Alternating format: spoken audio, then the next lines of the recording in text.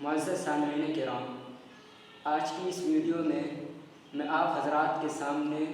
ایک بہت ہی اہم مسئلے کا تذکرہ کروں گا۔ مسئلہ یہ ہے کہ آدمی جو قے یعنی الٹی کرتا ہے وہ پاک ہے یا ناپاک ہے،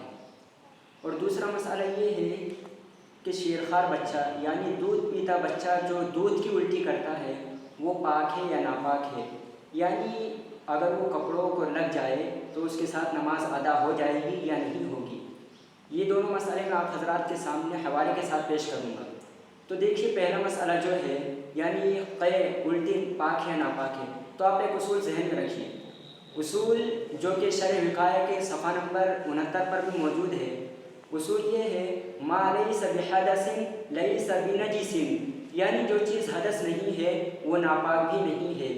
یعنی جس چیز کے نکلنے سے یا جس چیز کے لاحق ہونے سے وضو نہیں ٹوٹتا وہ ناپاک بھی نہیں ہے۔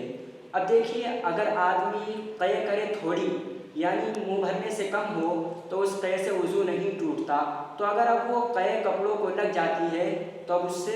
اس کے ساتھ نماز پڑھنا بھی صحیح ہوگا کیونکہ وہ ناپاک نہیں ہے، اور اگر قے منہ بھر کر ہو تو اب کیونکہ اس سے وضو ٹوٹ جاتا ہے تو اس لیے اگر وہ کپڑوں کو لگ جاتی ہے تو اس کے ساتھ نماز پڑھنا صحیح نہیں ہے۔ یہ مسئلہ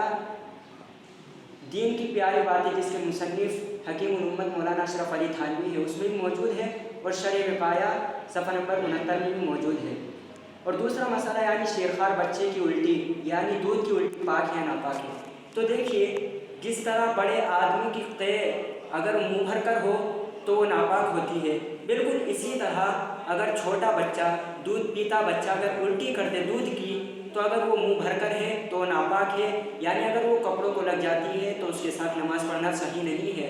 اور اگر منہ بھرنے سے کم ہے تو اس کے ساتھ نماز پڑھ سکتے ہیں، جیسا کہ بڑے آدمی کی الٹی اگر منہ بھرنے سے کم ہو اور پھر کپڑوں کو لگ جائے تو نماز ادا کر سکتے ہیں۔ یہ مسئلہ بھی دین کی پیاری باتیں صفحہ نمبر 19 پر موجود ہے۔